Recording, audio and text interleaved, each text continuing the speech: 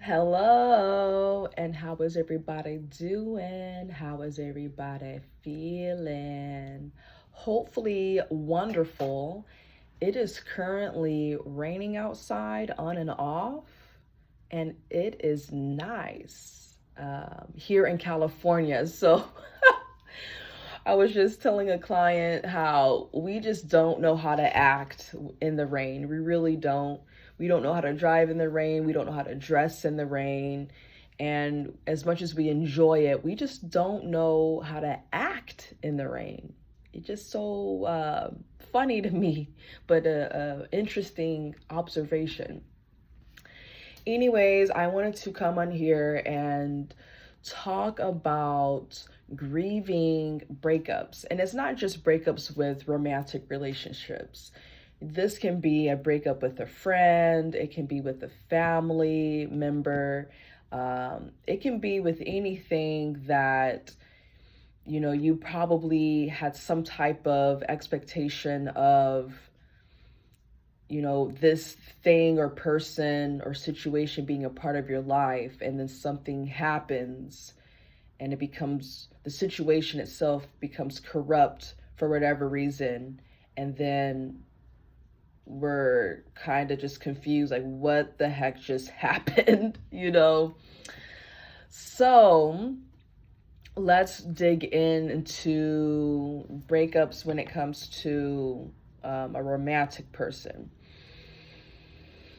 So about what year is it? So about five, maybe, well, almost 6 years ago, when I was going through a breakup, I wanted to be left alone. And honestly, I really hope that if someone's going through the situation, they really consider their next steps, because the next steps are very, very important, and it can have a major effect on you, big or small, just depending on the situation. Just use your imagination, okay? So, when I went through this breakup in particular, this was about almost 6 years ago. And we decided to remain being friends. We were actually friends prior to going out, and honestly, that kind of helped with the relationship. But at the same time, because we were such good friends, and I'm referring to the friend. So if you watched my previous video, the protector, the friend, the provider, this situation is more so about the friend. And he and I were such good friends, and we're still good friends. Of course, it's not like how it used to be, but we are friends in a sense. We did not allow the relationship or the lack thereof affect our friendship. Instead, we learned, hey, we have different needs, different wants. We value things differently. Let's just, put a stop to this. But anyhow, when I was going through that situation, I really wanted to be left alone. And honestly, looking back, I should have listened to my gut instinct. So what happened was, I wanted to move from Sacramento and come out here in SoCal.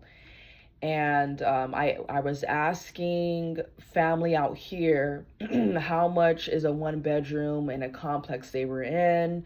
And then they offered me a room to rent out. And I was a little hesitant at first, because I already kind of knew there's going to be some differences. We're all adults, we're all at the time, we were all in our 30s. And this family, they had, little kids. And I don't have children, and it's not that I don't like children. I absolutely love children. But of course, when you're staying in someone else's space, you're a part of their life. So I had to think to myself, is this something I want to be a part of while I'm trying to grieve this past relationship? I had to really think about that. And then I thought, hey, this would be a good idea. I'm snapping my thumbs. Sorry, guys. So I thought it would be an amazing idea because I thought, well, I will be around family and maybe that's what I need. Now, you do want to be around your loved ones if that's what you feel that you need. We all have different needs. For me, I wanted to be around family, but at the same time, I wanted to be left alone. You know what I mean? So me getting the one bedroom would have been the best option for me because I would have my own space, and then I would have had boundaries within myself and then with people on the outside, to where if I want to go and see you, I can see you. If I want to invite you over, I would invite you over. I would have had a better adjustment with that, but I did not do that, and that was a mistake on my part. And it was a mistake because I'm going through this grievance period with the ex and with my old life, and then I'm trying to build a new one. However, you're building that new one and you're around family and you're around other couples, and it's very fascinating to me because you'll look at other couples and you're like, wow, wow. And it can be a good or bad thing. But when the couples that I was around, and not all the couples, some of them are good and you can tell they worked well together. They complemented each other. And I admire that because that's how me and my ex was. We were very in sync on certain things, okay? Not on everything. And then the other couple, it was just toxic. And the sad thing is, the toxic, it is going to influence you in some kind of way because you're around it. Whoever you are around, there's going to be some kind of influence, good or bad. Because I was around that toxicity, I thought, well, damn, I don't want to be in a relationship ever, because if this is the standard to having a long lasting relationship, I don't want that. No. But then when I would see couples that were in sync, they complimented each other, they spoke well about each other, they did good with each other, it was so refreshing to me. But then I was, like I said, I was still grieving and I needed that time to myself. And that's why I should have grieved more at more at a individual time. You know, although I do find it important to be around your loved ones, you still need to have your time. So what I had to do was work a lot of different jobs, and my workaholic abilities were kicking in again. And and that kind of became my escape. I didn't want to be around the family with so much different drama and chaos going on. And if you are a highly sensitive person, you're going to be sensitive to your environment. There's no way around it. So I had to do certain things to escape. So I would work many jobs. I became a trainer. I was training at different facilities. I was at a spin place. I was at Massage Envy being a stretch therapist. And then I was working my main job as a one-on-one trainer at that facility. And, you know, it's just funny to me because I had to grieve that the relationship with my ex, and then I had to grieve the relationship with my family because I didn't realize how their dynamic was going to affect me in a negative way. But at the same time, it was positive because I became so aware of what I needed to do that it inspired me to just be mindful of how I am, how I have a relationship with myself, and how I have a relationship with other people. Now, this is for my people pleasers. And I'm gonna really try my hardest not to get teary-eyed about this, but the people pleasing can have such an effect on you because you have a big heart. Unfortunately, a lot of people in this world do not have a big heart like you.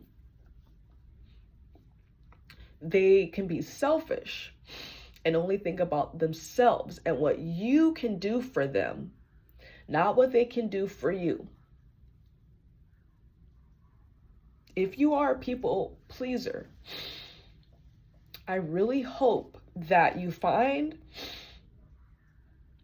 the time and energy within yourself and learn how to set these boundaries. Because if you don't set boundaries, you're going to really end up hurting yourself. You might end up hurting other people, but you are going to end up hurting yourself because there's going to be resentment against people who you once cared for. So set boundaries and know when to say no, know when to walk away. Because remember, people, unfortunately, are not going to have a big heart like you. So, getting back to where I was saying about the grievance. When you're going through this grievance with whoever it is, if you're anything like me, you need time alone to grieve. You need time alone to process things. You need time alone so that you can just sit down and not do anything and just allow the mind to clear itself out, allow your nerves to relax, and you just want to give yourself that time. Sometimes what we do is we try to grieve and we'll try to put time and energy into other things. We try to become distracted. Now, distractions are not always a bad thing. Distractions can be a good thing. It depends on what you are distracted by. And is this distraction helping you heal, or is it adding more issues?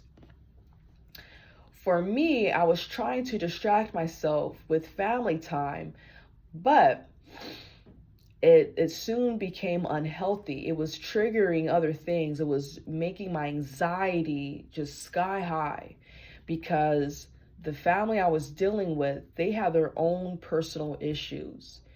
And, it's really upsetting because it's like they don't care about what you're going through, but they're going to give you their load. Okay, so think about that. These people are putting their load onto you. They don't care about what you're going through. You are helping them. They're the ones who need you. So they're putting this load onto you. And then once you start stepping back, now you're the problem. Now you created all this stuff. Now you're a bad influence. Because the supply that you were providing them with, now that's gone. So now they treat you like you're nothing. And it's so upsetting because you are already going through a grieving process. You're already going through stuff. You know what I mean? And then you have another load to carry. So you have that going on. And then maybe there's stuff from your job that you need to grieve. Maybe your grievance is not necessarily from a relationship, but maybe it's you're grieving a job. People need to realize that a grievance is not just when someone passes away. That's terrible too. It's all bad. But when you're grieving from people who are still alive, to be honest, it almost feels worse. Because at least when you're grieving someone who has passed away, they are not physically here. And that's a process, especially if you had a good relationship with this person. And because you're not going to see them or talk to them on a regular basis like how you once did. They're physically no longer here, but you can still be connected to them spiritually. Now, if you're grieving people who are still alive, that's a whole nother situation, because obviously you're grieving something that turned out to not be ideal in the relationship, family, romantic partner, whoever. Whatever happened, that wasn't ideal. You didn't get involved in this relationship for it to end on a sour note. So now you're grieving people who are alive, and you're grieving your past life. You're not speaking to them for many reasons, but the main reason is there is something in the relationship that went sour. It was some type of disrespect, or boundary was crossed, or there was some type of insight to that person where they're no longer in your life, but they're still here in this lifetime, right? So give yourself time to grieve. Give yourself time to heal, whether if it's with a family member, a romantic partner, or a friend. You know, all of that is really upsetting. And then if you're experiencing anxiety or depression, especially during the holiday season, my heart goes out to you, because a lot of people don't realize when the holidays come up and you're used to spending time with family, and the time comes again and you're not doing what you once you used to, this used to be a norm for you. You're also still, it's like you have to grieve all over again. So for me, it's been about 5 years since I actually spent time with family during the holidays. And there might be some family I still talk to and reach out and see them every now and then. But the family members that I used to be around, that's another situation. So you have all these different layers of grievances. So, like I said, my heart goes out to you, to anyone who's going through a breakup, whatever type of breakup that is. If you are grieving from a loss, like you actually, like someone passed away, my heart goes out to you. My heart goes out to you if you're grieving a past life or situation, because it does something to you. But I made this video because I want you to recognize that, but also give yourself time to grieve. It's uncomfortable. It's not meant to be butterflies and rainbows and all that stuff. And that's why I wanted to talk about this while this was fresh on my mind. But give yourself time. And also realize it will get better, because when you're thinking about these things and allowing yourself to process it, it's not that it's ever going to go away. It's going to sting, but it allows you to learn from those situations, and it allows you to move forward if you choose to move forward. It's coming to you so you can make those choices for yourself. And you have to decide, how do you want to move around? How do you want to proceed? Do you want to proceed with spending time with family and your friends? Do you want to proceed with getting to know yourself, spending time with yourself more? How do you want to do this?